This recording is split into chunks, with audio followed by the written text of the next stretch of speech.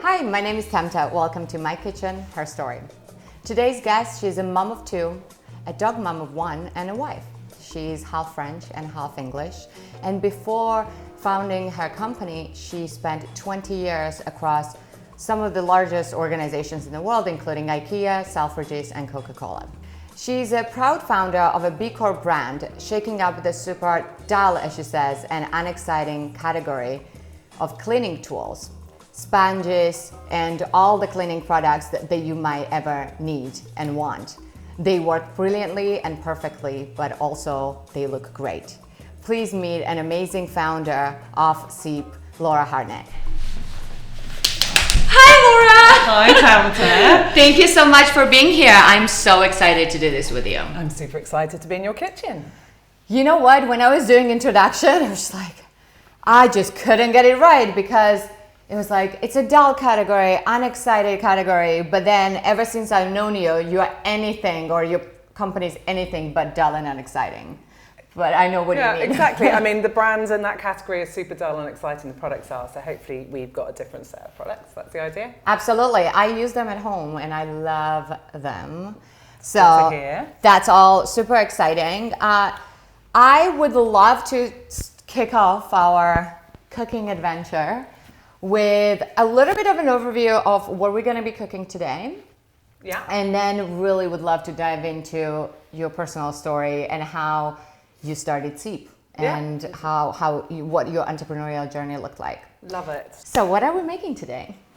So we are making my desert island food, like my favorite thing. So my daughter, we play this game often, which is like, if you're on a desert island, what would you eat? Or if you had one sandwich to eat forever on a desert island, what would it be? Okay. So this is, whenever she says, what would be the one meal you'd eat for the rest of your life? Right. This is it. And so it's a really, really simple meal.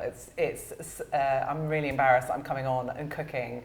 It's the salad niçoise, like a tuna niçoise. I love it. It's I mean, like, who doesn't tuna like salad? It's a tuna salad, but it has so many happy memories. So my mum is French. I've spent nearly every summer in France. All the ingredients normally are really fresh and light, and it reminds me of eating in really happy places. So like near the sea in the summer, feeling relaxed. So that's I love that. And we tried our hardest to get the freshest in ingredients that you could get. And so I'm really excited to get cooking, I guess. Are we going to be cooking? I think we're going to do some boiling is about the most. Some boiling. And really complicated assembly, I think, is what we're doing. Well, we have a special, I brought this like a special dish from home. That's that we're going to be. That is, you just could not get a more Tamta dish. Wow. Tiger. Exactly. That's amazing. Brilliant. Awesome. So let me, tell me, what do I need to do to help you with this? Should I decapitate this beans? I think if you start with the beans, what I like to leave the little stringy bit at the bottom. So just cut these off? And I normally just pull them off, and that would be an amazing start. Awesome. And then you can get started maybe with boiling some I'll start boiling eggs. The eggs, exactly. Wonderful. And, go start from there. Sounds great. Perfect. Laura. I'm starting with the boiling. Yes. The water is over there. Okay. Help yourself. Oh my gosh, look at what I've seen over here. I know. It's not her sponge. Sorry. I know we didn't have one, so okay. Now we do. I can sort that out now, so it's all good. Right. Hot water. Yes. And I'm going to do this one too. Perfect. I will switch them on. Okay. So I'm actually not a huge lover of cooking. No? I do it. So when I got in touch with you and I was like, hey Laura, do you want to be on the show? By the way, you're going to be cooking. You were like... I was like, I can come and have a chat and do something really simple, but like anything saucy or that actually needs to look really great is not my thing. So. And that's fine. I mean, we had some guests who did omelette and avocado toast, and we did shakes. So it's all good. So the and pressure's off. Ultimately, it's not really necessary. It's not about cooking. No. Right, per se. it's just having you in my kitchen and like chitty-chatting and deep diving on your experience. Perfect thing to be doing on a in the afternoon. So really happy. There we go. So we're gonna kickstart your Thursday. Yeah. Or end your Thursday in the right way. Yeah. So are these on already? Yes, they're all on. Amazing. You are good. So tell me. Yeah. I don't even know where to start with you because you done so much in your corporate career, but you've also have gone through some of the really challenging times personally that actually inspired your business, and we'll get to that. Yeah.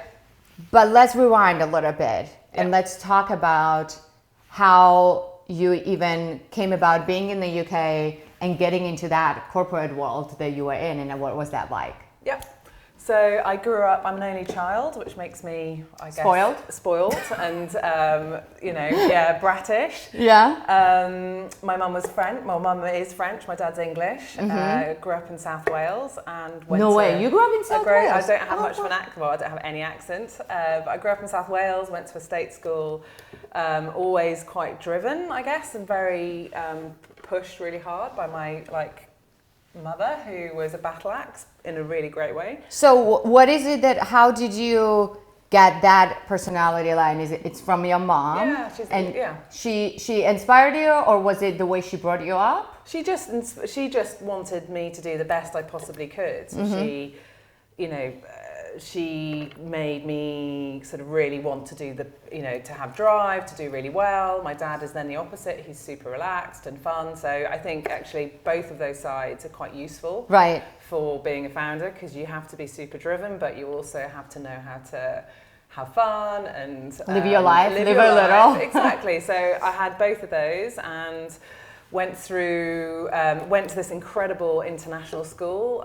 in my sixth form, which was this amazing place. It's in the castle next to the sea. And in the UK? It's in the UK. They've got like 10 around the world. And the idea is it was set up by this amazing guy after World War II who said, this can never happen again. I feel like you're doing all the work here. No, don't worry. I'm happy talking. It's a guy called Kurt Hahn, and he basically said, this sort of war where people who don't understand each other hate each other, this sort of thing can never happen again. And he felt like that could be solved through education. And so he set up this school, brought in people from all over the world. It was fully scholarship, and you all lived together from 16 to 18. So it was a boarding school. It was like a boarding school. Right. So the Telegraph has described it as like Hogwarts for hippies. Oh! And it was, you got a lot of independence really early on, and everyone was from all over the world. And so they're called United World Colleges. They're really amazing. And that kind of just opens up from opens you up to the bigger world, and that was a sort of big part. They kind of instill in you that you have this education and you have then this obligation nearly to do something better for the world. That's kind of how you come out of it feeling. And did you know that you always wanted to do something that was impactful and high impact, or? Yeah, I guess I had a really strong inner sort of sense of what's right and wrong and wanting to do something good. But then I went to university. I did biochemistry, so super sciencey, and then I went straight into a sort of fairly corporate career, right? But that inner core that was created at that school, and the sense that actually, they've invested this time in teaching this child and giving them a purpose, that needed to come out. And so I think that was quite a formative thing that I did. Amazing. And so when did you then leave Wales? And so I left Wales and I went to uni. So I went to uni at Bristol. I went to Bristol University, missed my offer to get into Cambridge. I had an offer to Cambridge. Wait, remind. How do you miss that offer from Cambridge? Well, they say, you've got to get these grades and then you'll get to come to university. So you had a conditional offer? I had a conditional offer, right. Yeah. And so probably that gives you, that sort of creates a bit of a thing going, God, am I good enough? I didn't quite make it. I missed this opportunity. And I think probably that's one of the things that maybe has driven me as well. To kind of compensate. Maybe, yeah. I'm going to prove to people that I can do it. So I went to university I met my husband at university. At uni? So we always no say, way. actually, it's a really good thing I missed my offer because I wouldn't have met him otherwise. Well, everything happens for a reason. I think and so. does not happen for a reason too. Yeah, exactly. Right? Exactly. And I had lots of fun and probably less, a bit less pressurized. So yeah. Less academic. A little bit, as but well. still pretty academic. So Yeah. Bristol's still pretty good. It's a very good university. Yeah. But not quite Cambridge. Don't say that out loud. Bristol people No, I mean, won't be honestly, happy. Yeah, exactly. But Bristol, it was actually really perfect for me and in lots of ways. And I got to meet my husband. Amazing. I love that. So then you moved, after uni, you moved to London? Moved to London. I did a master's in buying and supply chain. Okay, so you went from biochemistry. Went from biochemistry, which I mostly did to piss my mother off. Because she wanted me to do something like law and business and then you were like I was just like, no, I don't want to do that. And so I was like, I'm going to pick the thing that she doesn't want me to do, which was biochemistry. But it's quite a sort of structured thing to do. But if I peel back why I did it, it was mostly that. Does she know that you did that on purpose? Because she will after this. I just won't send her the link. Yeah, I think she does.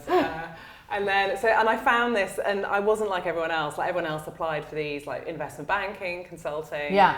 But I saw this ad basically that said, if you can speak another language, you've done science, come and do this amazing supply chain buying course in Bordeaux for a year. And I was just like, oh my God, that sounds so good. Why not? Why not? Guaranteed job at the end of it. So I thought that's amazing. And it was all about supply chain, buying, negotiation, and it kind of opened up the work. And there were various sponsors afterwards that you could go in and work for afterwards. That's amazing. I actually did a talk at UCL with some of their communities on. Let's turn this up. Yeah. Oh, that's how we turn it up. Okay. On Tuesday. Yeah. And actually, a lot of the students, their question, we touched base on lots of different topics like, fundraising, how to pivot from corporate into entrepreneurship, how to actually get the first job, and all of those things, how to interview, yada yada yada. But one of the very prominent question was like, how do you know what you want to do? Yeah. And it's impossible. And I just think it's impossible impossible. to know. And I think actually 20 years ago, it was even harder because you didn't have the startup world. It was very much, you went on to like a consumer grad scheme, like the Mars grad scheme. You went banking, you went law, you went investment, there were management consulting was probably the other one. That's literally all of my mates went into one of those. And it just doesn't give you much variety. And if not one of those really calls for you, like speaks to you about what you want to do, like what you do. And I think now it's much easier. Like it's done to split between, you don't have to stay with law, you can move around, you can go into startup and just learn how to survive in startups. Yeah. And so, I felt like I had very little choice. This felt like it was quite a flexible thing to do. It gave me a master's, another year of doing something cool, working in France. Using my language, and so it was. Do you still speak fluently? Yeah, I speak to my kids in French. Yeah, so they're growing up being bilingual. They're growing up being bilingual. We love that. Yeah, it's good. It's very useful, I think, in this world. Right, I'm going to start. There's bubbles happening. Oh, we're gonna. This is the cooking part of my tunes. Hey, no judgment here. We do it on our terms, so that's all great. And you have 2 kids. I have 2 kids, Yuna and Rafa. So Rafa, who's a bit older, and Yuna, who's 11, and so perfect, one of each. That's enough. Yeah, you're done. I'm done. I'm definitely done. You're done raising kids, so now you're raising a company. I'm raising a company, but also kids at the same time, which is it's not something that I talked about recently for an interview. Was actually being a startup founder, a lot of it is focused on young founders who can be literally, this is the only thing I'm doing, I don't have a family, right? I can dedicate 100% of my time. And actually, if you're an older founder, which I am, I'm not ancient, but I'm older, you can't, right? You've got dependents who, it means that, at 6 or 7, you've got to be back, you've got to making food, you've got to help them with their homework. Yeah. And then you pick up your startup again. So I think it's a good thing because it then helps you kind of just switch off from your startup, right? Yeah. So. No, definitely. But also, you have a lot more experience. Yeah, I've got a lot more experience. And so yeah, so I've that made definitely helps. Stupid mistakes. I've done all of that. So yeah, it's. I think there's loads of benefits to being an older founder. Like you've got a bit of cash. You've got you've made lots of mistakes. You've got you've worked up your decision making muscle. So I think you just feel like you know how to make decisions and what's right and wrong because you've already gone down that path. So loads of reasons. So I really want to get into the whole Seep story and how it was founded because I think it's so inspirational. But if we just touch up on your corporate career and what was that like? Yep. What was the first one? Was it Selfridges? So my first job was really unglamorous. It's actually connected to what we're doing here. So I went. So lots of people who did my course went into automotive, like sourcing windscreen wipers and that sort of thing, like really or Siemens or that sort of thing. What? In Siemens. Sorry. I don't think anybody else picked up on it. Oh, he did. Both of us were like, yeah. Okay. Yeah. But I went and joined a company called Compass Group. So they're FTSE 100, huge food company. So they do food service, catering. They're global. And my first job was assistant buyer for tuna, for tinned fish, excluding tuna. So we're obviously eating some. We are having tuna today. We're having tuna, and so it was, it was one of the categories. I was like 21. 21 and couldn't really be trusted with much else, and so it was a way to learn. And so that was my first category, and then I moved on to something even more glamorous. I moved on to pies and pasties. You were a buyer for pies and pasties. Pies and pasties. I used to turn up at these factories in my suit because I thought, it was the era of wearing power suits. Yeah. And what you'd find is and sausage rolls, I think were mine. And so they'd be or the floor would be covered in sausage meat. And I remember once coming back and my suit was so long that I had a little rim of sausage meat all the way around the bottom of my suit. Yeah. So that was my training ground. Okay.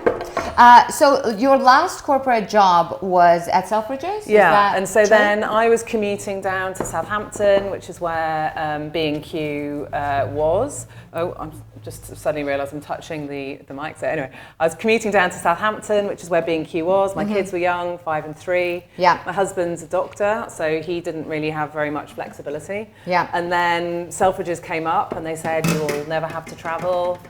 There's amazing staff discounts and come and work for one of the most glamorous sort of retailers out there, which is really cool. And actually every other retailer was cost cutting and it's all operations, whereas Selfridges focuses really on digital and innovation. So I was like, right, that's it. So my first role at Selfridges was I was director of business planning.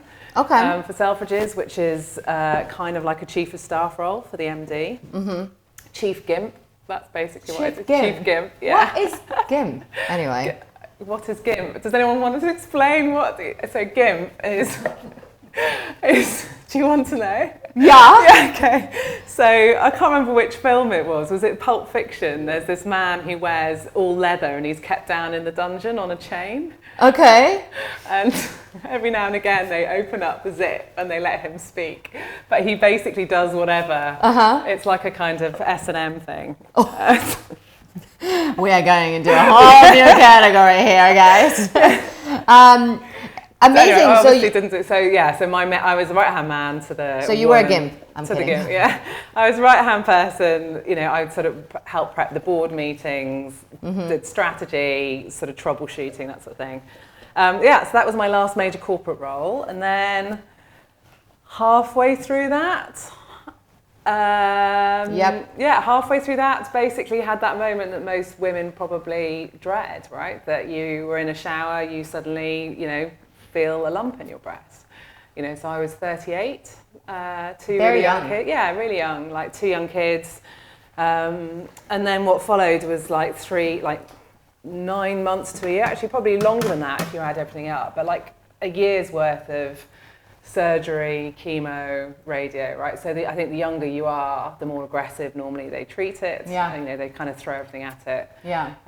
So double mastectomy, all of that. And, yes, it was hard. but I always talk about, actually, there were some really good things that came out of it. There were so many silver linings. You know, there are not many people who can actually say that about have gone through something that traumatic, right? And it's actually says also a lot about your personality that you are still seeing the silver lining in the back of the whole journey. Yeah, and I think there really are. So I was having a chat with somebody recently, and they were recording. It was a podcast that was meant for mental, it's a mental health app for women, and she asked this really interesting question. It was, "Do you wish you'd never had it?" It's really interesting. I'd never thought about it before, and the obvious answer is yes. Of course, I wish I didn't have it because who wants to go through it? Yeah, who wants to go through it? And actually, once you've had it, it's obviously a relatively high chance of it coming back, right? Yeah. But actually, if it hadn't have happened, I would probably be in a job that, is pretty stressful, not massively fulfilling, and you wouldn't have founded the company. I wouldn't have founded Seep, 100%. I wouldn't have done it. I want to get into the inspiration and how you went from there to founding Seep, but should we? I think these beans are done, no? Yeah, I was about to just pull. Let me just and check. these eggs as well? No? They need to be hard boiled, so I think 10 minutes. Is that 10 minutes? We haven't put time on. We've been doing 10 minutes, no? I think. Really? 10 minutes? No? I always do. I know the time flies fast when you're with me, but nice and crunchy. Yeah? Yeah. Is that gone? Perfect, done? yeah. What was the answer to that question if you wished that you never have gone through that breast cancer and it never happened? So my answer was, yes, I would prefer not to have gone through it, and that because I don't, actually I've probably got better boobs now because they'll never go, because I'll be 80 and they'll be perfect. So, yeah. But I wish probably that I hadn't have had it, but that I would have realised that I should be doing something else and founding a business. But I just think one of the big things that it does is just you lose the fear. It's like nothing. What's the worst that can happen? And my thing was, it made me stop and just go, right, I'm halfway through my career. I was just before 40.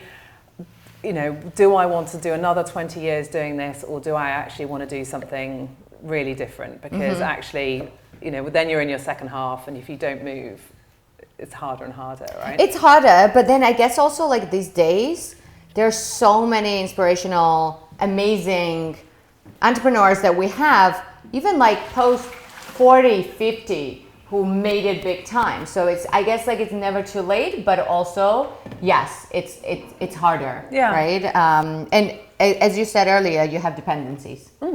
Yeah. So that's probably one of the other big things is I was the main earner for the first chunk of my career. So I met my husband at uni. He was a doctor. It's a really long training period. You don't get paid a huge amount at the beginning. And so then I was locked in really as being the main earner. And then actually my breast cancer and treatment and coming out of it coincided with him then being able to take on more of the financial burden. So, it all kind of worked out, right? How did this whole journey and the incident had impacted your relationship with your husband? So he is literally the most positive man on the planet. Okay. So funny story about how we met. He's a ski racer. He's Canadian, and then and on my list of characteristics of a future husband was not English. That was one of them. I don't know why. Not English. Not although fully you're English. half English. No, not fully English. But also has to have a joy to life. And we were skiing, and there was this thing big air competition. They said the first person to go over this naked wins a pair of skis. I'm sorry. Go over where naked? A big jump, a ski jump, naked. And naked, fully naked.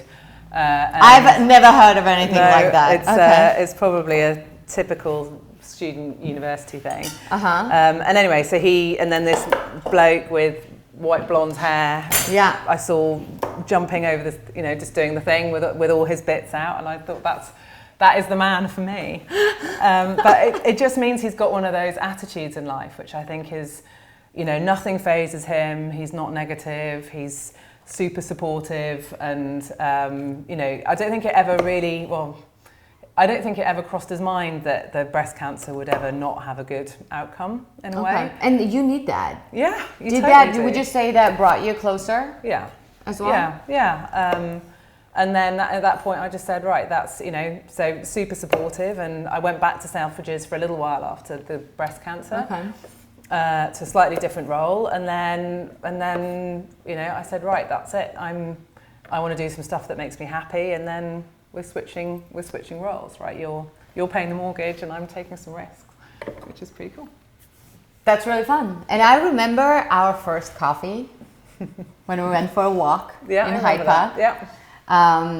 And we were kind of talking about the whole journey. You were raising capital at that time. And we were just chatting through the whole process and how hard it was for many different reasons. But also, although it was so hard, you were still so lit up about it. Yeah. Why Seep? Why B Corp products? Why? Yeah. Like why this category? As you said, it can be dull, unexcited. Yeah. Unexcited, is that a word? Unexciting, maybe. Unexciting, Or not very exciting, which is probably easier. Exactly. So why that category? So the story I always tell was, so I left Selfridges. Actually, while I was at Selfridges, I started angel investing as well. That demystified the whole sort of startup world. So I got to know, like, how do you raise money? How do you build a business with not that much cash? And I was shopping around, pushing my trolley around my local supermarket. I always describe myself as eco-conscious, but not an eco-warrior. So I care about what I'm choosing, but I'm not going to go to a zero waste store. And there's some people who really, like, in every scrap of every part of their lives are like eliminating as much as they can. Right. And so I try and live consciously. I do what I can, but I haven't got the time to do everything I possibly can. If that that's my difference between eco-conscious. And so I had all these lovely brands, sort of challenger brands in my trolley, Dorset cereals, Tony's Chocolonely. They're all cool brands. They're great product. And it's a sort of different product to something that's like a Nestle or a Unilever product, right?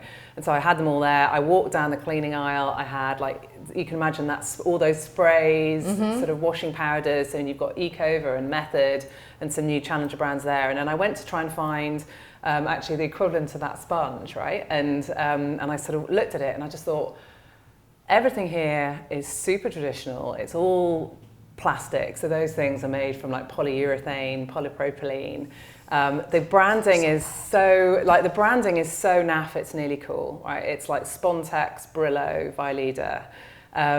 There aren't any cool brands here, and actually I'm willing to pay a little bit more for something that that works better, that works as well and that looks better and it's better for the planet. And so I had that idea and I was expecting this kind of pitch deck to arrive, to be sent in. You probably get loads of pitch decks, and nothing turned out. Like, nobody was, I had some for adjacent categories, and then lockdown happened and I had a bit more time. I was doing some consulting and I just thought, right, I'm going to give myself 3 months and I'm going to see try and understand why no one else has done this. And if somebody was pitching to me and they had my background, I'd back them. And so why aren't I backing myself, right? So that was it. So then I set myself 3 months. I was like, right, I'm going to find some, figure out which products, find some initial products to launch, do all the numbers, business plan, and if I can't see a bloody good reason why I'm not doing it, then I'm just going to put that order in. So that's what I did. I love that. Are we overcooking eggs or no? No, I think these are like just done. Yeah, so that's it's probably perfect. been a few minutes. So I reckon I don't think you can go.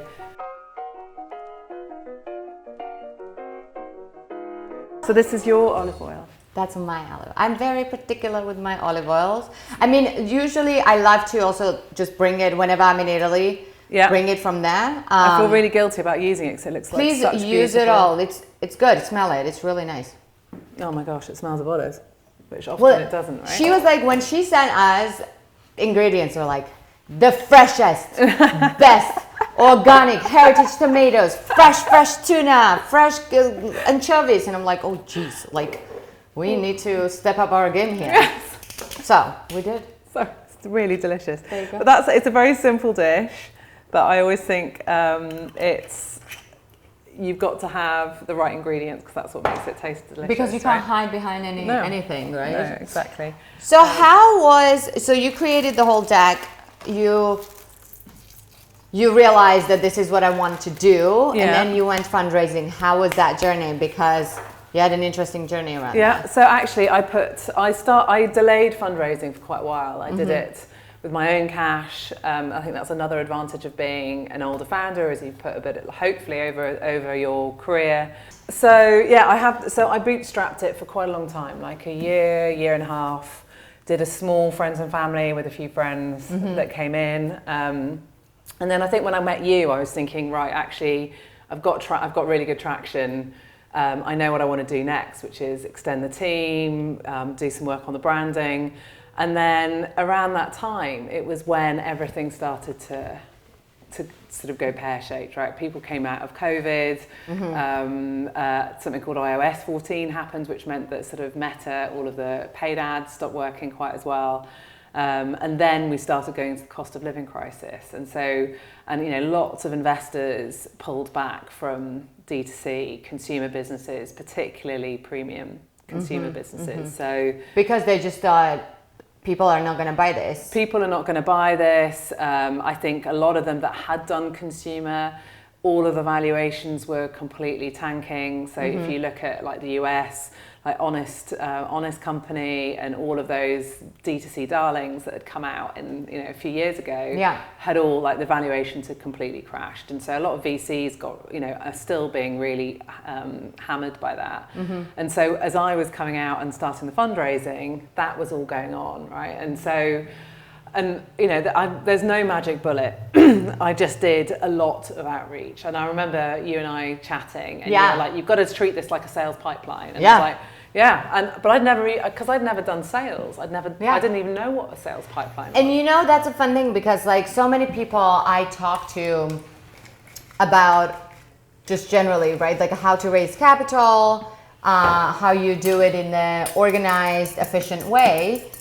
And then for me, it's a no-brainer because I've been in sales my whole life. Yeah. But then for them, it's like, wow, like revelation, right? Like so many points that like was an aha moment. Yeah. So I remember our conversation, and it was very much like, get organized, have a system in place where you can map out your, who your potential investors are. Where are you at with the conversation? With the conversations, current ones, and plan it out and have a plan. It honestly blew my mind. And I just think not very many women, lots of investors who have never gone through that fundraising journey, like a hard one, and a sort of professional fundraise, would know that was the approach, And, absolutely. And it's just, and actually, it's especially in this climate where you really have to, it's a numbers game, and anyone who tells you it's not a numbers game is bullshitting. Yep. But you're trying to figure out, what ticket size, how interested are they, who can do the intro, who is lying, who is ghosting, who is overpromising. Yeah, exactly. Who just, and I learned. This was my first sort of big round. In the end, we raised 750,000. So that was your seed round? That was our seed round, right? Yeah. And it didn't come in one lovely chunk. It kind of came over like a number of months, right? And well, it's still. We know founders in the market now who've been trying to raise for over a year or two. Yeah, and it's brutal. And some of it has been luck. Yeah. Some of it has been just the right intros. I think sort of female, sort of women's networks that I've just met the right investor at the right time, and it's worked. Yeah. But it's brutal. I'm a sole founder. Yeah. And that just means that who's running the business when you're not doing it. And do you regret being a solo founder? No, not in the slightest. Really? Yeah. Because we had some guests here who have a co-founder, and they actually, swear by it. Really? Look at these beautiful eggs. We got free range. Oh my God, this is so delicious. From my chickens in the backyard. Really? No. Do you know I actually have some eggs in my bag? You have some eggs in your bag because you thought I wouldn't buy any eggs. No, it's like my co-founder, like not my co-founder, my COO, lives out in Norfolk, and she's got chickens, or her sister's got chickens. And we should have made those chickens. I know, and so I carried them in, but last time she brought them down, it's really sweet, and then they all cracked in my bag, and it went all over my laptop and everything. So anyway, all right, hello salmonella. And also not very good. Right, so I'm going to mix it. So we're going to mix it all in here, right? That's let's do that. Okay. And I might need more dressing, but let's have a look. No, that's fine. We can some do olives. as we go. Okay. Yeah, we can always also like sprinkle them there on top as well when we lay it out. Okay. So fundraise. When did you close your fundraise? So we closed it April this year.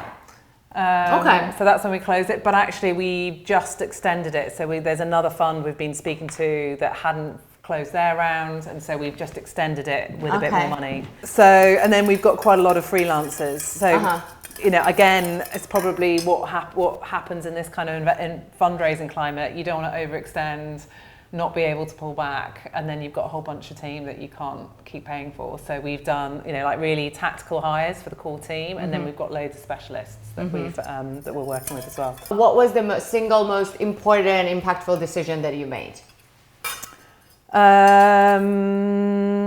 Such a good question. I don't think anyone's asked me that one before. I love it. That's such a good question. I think... Am I a journalist or what? I think it's probably people. So I really early doors, I need to put some more salt in. Really early doors, I brought in a lady called Jean, who gave me the eggs. And she lives in Norfolk. And I used to work with her in my first ever job, and she's just brilliant, and she's a bit like a co-founder, like honestly. So and I think I wouldn't be where I'm at if she hadn't have come on board, like honestly. So she's really, really good at kind of margins, understanding the margins, really data-based, like making the right decisions off a set of data, figuring out the data we need. She's a good people person. And so I think that's probably, you know, so I brought her in right at the beginning in that first 3 months to go, can you help? Can you just be the sounding board as I try and figure out if I do this, I should do this. So I think that's probably the most impactful thing. And then probably my first major hire, which is this amazing lady called Sylvia. So she's our marketing manager. And at the time it felt like a really big decision because, you know, it was a fairly substantial hire, but it's been amazing. So I think... So people, really? Yeah, and getting the right people, knowing when to invest, knowing, you know, building up a relationship with them really quickly and trusting them. I think those are probably the things that have been the biggest, the most important decisions. Yeah, absolutely. What is the dream? So the dream is building, the way that I describe it, is particularly to like buyers that I'm pitching to, is that I want to be the method on the other side of the aisle. So like there's this amazing podcast, Guy Raz, How I Built This. Have you ever listened to his podcast?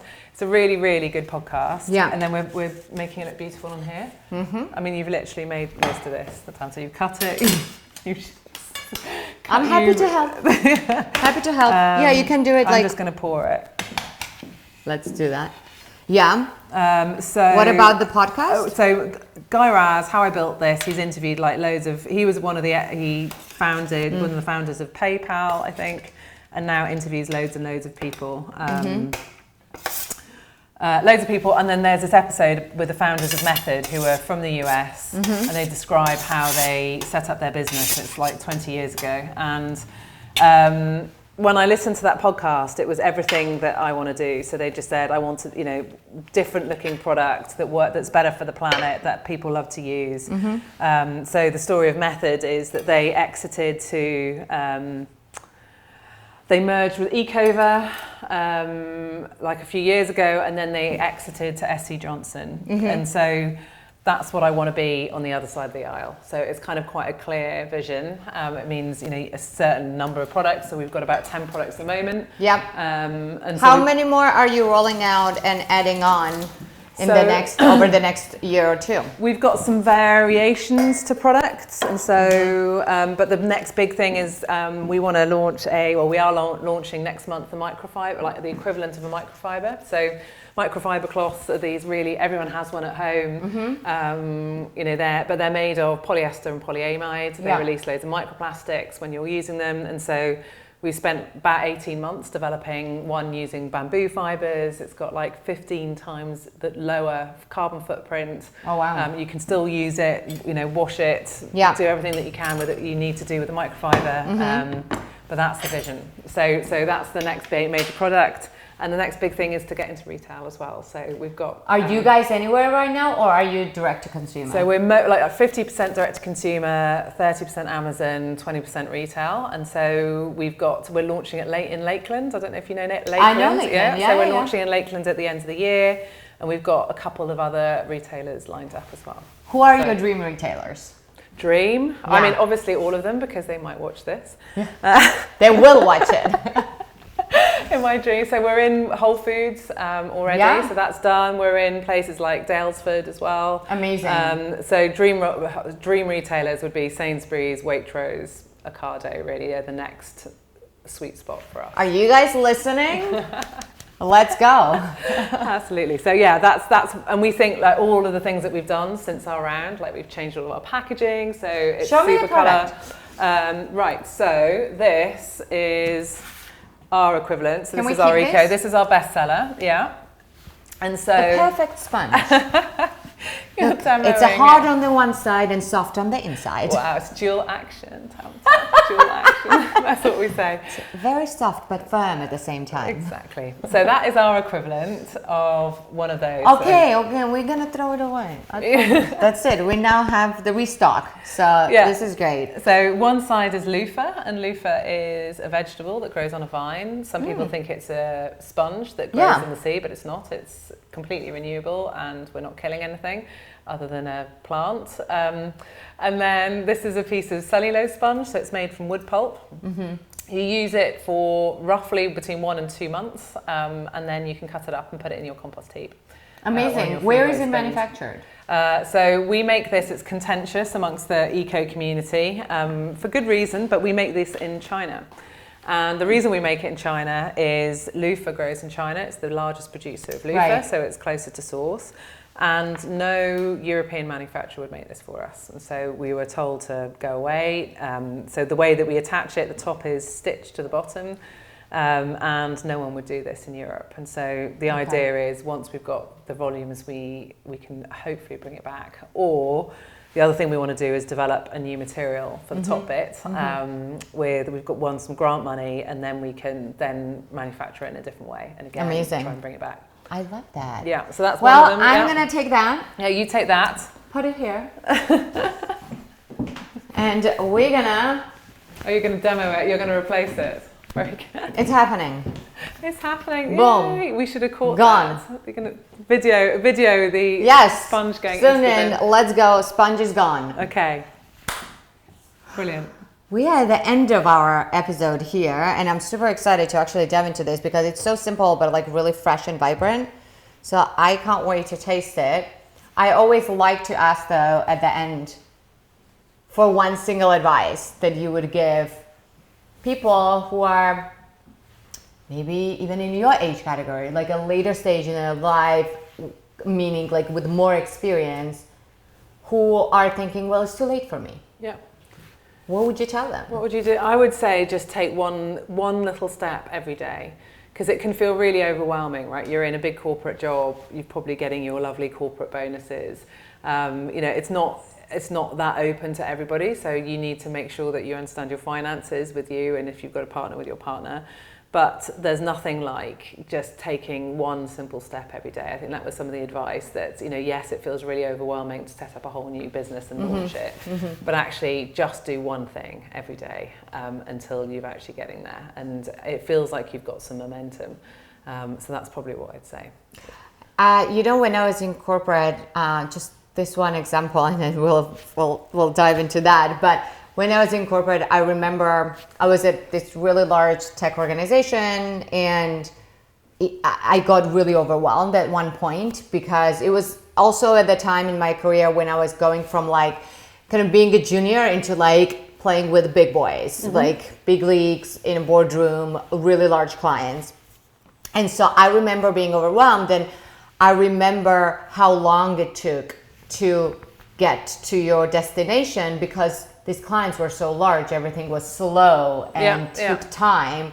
And so I remember telling my colleague, Alex, actually, that I was like, I don't see the fruit of my hard work. Every day I feel like I'm in a hamster wheel, but then I don't really see like what exactly, like where is the result? And she told me, she was like, make a spreadsheet or notes, whatever, of every single day, 3 things that you've done. Yeah. And that will serve as a reminder of what you've done, what you've achieved, what you have achieved that day. Yeah. And so that will give you that reward, satisfaction that you need to keep going. Yeah. And it breaks it down, right? So sometimes it just feels so enormous.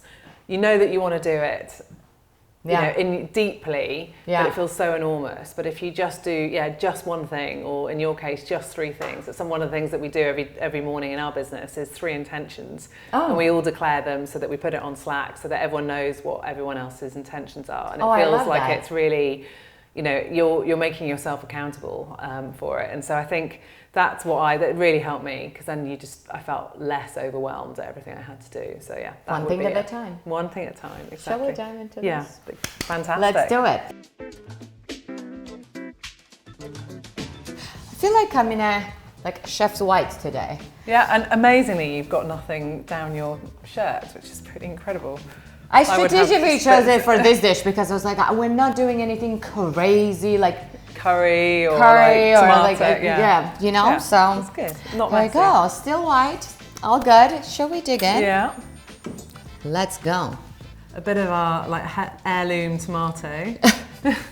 It's a very hard one to pick stuff, huh? Yeah. I mean, you can't go wrong. Honestly, you can't go wrong. It's like, you were also really hungry, so eat. Hungry. Great.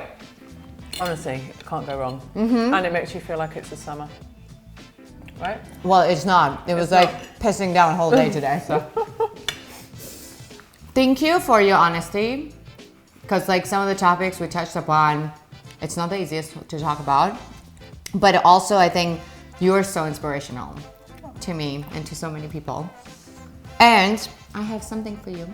Really? Yeah. Oh my God, that is other than the salad niçoise. Well, yeah, I made it for you, but I have something else.